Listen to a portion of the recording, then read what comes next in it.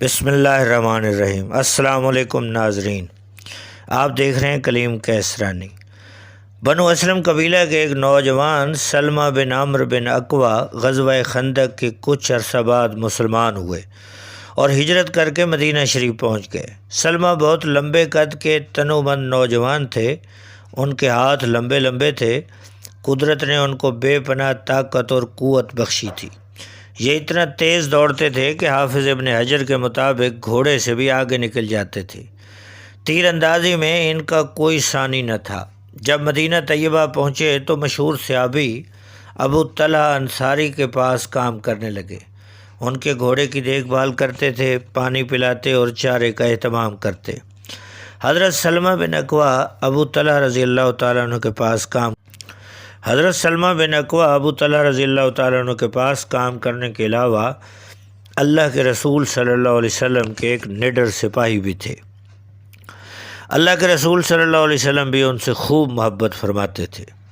صلح حدیبیہ 6 ہجری میں ہوئی۔ آپ صلی اللہ علیہ وسلم 1400 صحابہ کرام کے ساتھ مکہ مکرمہ کی طرف روانہ ہوئے۔ آپ مدینہ طیبہ سے نکلے تو ذوالحلیفہ کے مقام پر عمرہ کا احرام باندھا۔ آپ کے ساتھ جو صحابہ کرام تھے ان میں سیدنا سلمہ بن اقوا بھی شامل تھے۔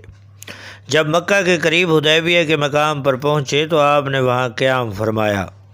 قریش نے آپ صلی اللہ علیہ وسلم کو عمرہ کرنے سے روک دیا۔ قریش کی طرف سے سفراء آتے رہے۔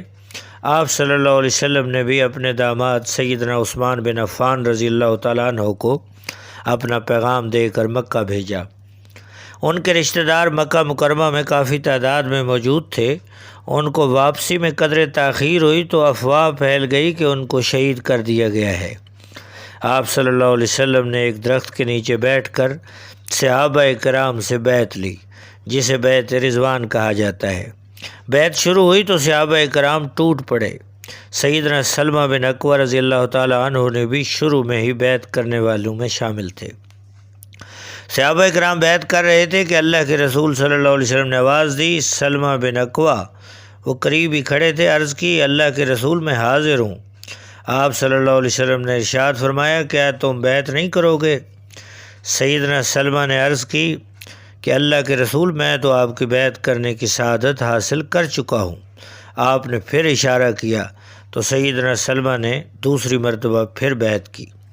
صحابہ کرام بیعت کر رہے تھے، اب تھوڑے ہی باقی رہ گئے تھے کہ اللہ کے رسول صلی اللہ علیہ وسلم نے پھر ارشاد فرمایا، سلمہ کیا تم بیعت نہیں کرو گے؟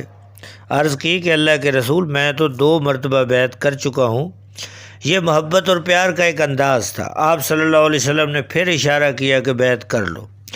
سیدنا سلمہ رضی اللہ تعالیٰ عنہ نے تیسری مرتبہ بیعت کی۔ شروع میں، درمیان میں اور اخیر میں 3 مرتبہ آپ نے بیعت کی۔ قبیلہ بنو غطفان اور بنو فزارہ مدینہ کی ریاست کے شدید دشمن تھے۔ یہ لوگ بڑے طاقتور اور اعداد و شمار کے اعتبار سے بھی خاصی بڑی تعداد میں تھے۔ مدینہ کے خلاف ہر وقت شرارتیں اور سازشیں کرتے رہتے تھے۔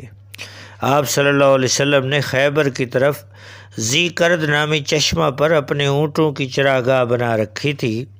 وہاں پر آپ صلی اللہ علیہ وسلم کا چرواہا اپنی بیوی کے ساتھ مقیم تھا۔ بنو فزارہ کے کچھ لوگوں نے آپ صلی اللہ علیہ وسلم کے اونٹوں پر ڈاکہ ڈالا۔ انہوں نے چرواہے کو شہید اور اس کی بیوی کو گرفتار کر کے اپنے ساتھ لے گئے۔ جب سلمہ ادھر قریب ہی ابو طلحہ کے گھوڑوں کو کھلا پلا رہے تھے اور چارہ کھلا رہے تھے تو انہیں اس ڈاکے کی خبر ہوئی۔ ادھر آپ صلی اللہ علیہ وسلم کے غلام رباح بھی وہاں آپ کی اونٹنیوں کی رکھوالی کے لیے موجود تھے۔ جب عبد الرحمن فزاری اپنے ساتھیوں کے ساتھ اونٹ لے کر بھاگا تو سیدنا سلمہ بن اقوا رضی اللہ تعالیٰ عنہ نے رباح کو ابو طلحہ کا گھوڑا دیتے ہوئے کہا کہ جلدی سے مدینہ جاؤ اور آپ صلی اللہ علیہ وسلم کو ساری صورتحال سے مطلع کرو۔ رباح آپ صلی اللہ علیہ وسلم کو اطلاع دینے کے لیے مدینہ کی طرف روانہ ہوئے اور خود سیدنا سلمہ بن اقوا اکیلے ہی دشمن کے پیچھے پیدل چل پڑے۔ اس روز سیدنا سلمہ نے بہادری، جواں مردی کی ایسی داستان رقم کی کہ تاریخ میں بہت کم ایسی مثالیں ملتی ہیں۔ سیدنا سلمہ بڑے زبردست تیر انداز تھے۔ انہوں نے ترکش سنبھالا اور دوڑتے ہوئے دشمن کے قریب پہنچ گئے۔ جب وہ نشانے پر آ گئے تو تیر برسانا شروع کر دیے۔ تیر اپنے نشانے پر لگ رہے تھے، بلند آواز سے وہ رجز پڑھ رہے تھے، میں اقوا کا بیٹا ہوں، آج معلوم ہو جائے گا کہ کون اپنی ماں کے دودھ کا حق ادا کرتا ہے۔ پہاڑی علاقہ جہاں کہیں کہیں چھوٹے چھوٹے درخت بھی تھے، سیدنا سلمہ دشمن کو نقصان پہنچاتے ہوئے آگے بڑھ رہے تھے۔ اگر کبھی دشمن کارروائی کے لیے پیچھے پلٹ کر دیکھتا تو یہ کسی درخت کے پیچھے چھپ جاتے تھے اور تیر مار کر زخمی کر دیتے تھے۔ اس دوران دشمن پہاڑ کے تنگ راستے میں داخل ہوا تو یہ پہاڑ کے اوپر چڑھ گئے اور پتھروں سے ان کو مارنے لگے۔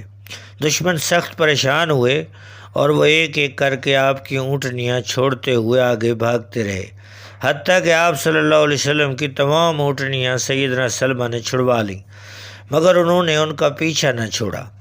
دشمن اپنے بوجھ کو کم کرنے کے لیے اپنے تیر اور چادریں پھینکتے ہوئے بھاگ رہے تھے۔ اس طرح دشمن نے 30 تیر اور اتنی ہی چادریں پھینکی تھیں۔ دشمن سخت تھک گیا تھا، اس لیے ایک گھاٹی کے تنگ موڑ پر بیٹھ کر دوپہر کا کھانا کھانے لگے۔ ادھر یہ کھانا کھانے بیٹھے، ادھر سلمہ بن اقوا بھی ایک چوٹی پر جا بیٹھے۔ دشمن نے دیکھا کہ پہاڑ کی چوٹی پر ایک آدمی ہے تو ان کے 4 آدمی پہاڑ پر چڑھ کر ان کی طرف آئے۔ جب وہ اتنا قریب آئے کہ ان کی بات وہ سن سکیں، یہ ان سے کہنے لگے کہ تم لوگ مجھے پہچانتے ہو؟ کہنے لگے کہ نہیں۔ سیدنا سلمہ کہنے لگے میں سلمہ بن اقوا ہوں۔ پھر انہوں نے جو الفاظ کہے وہ پڑھنے والے ہیں۔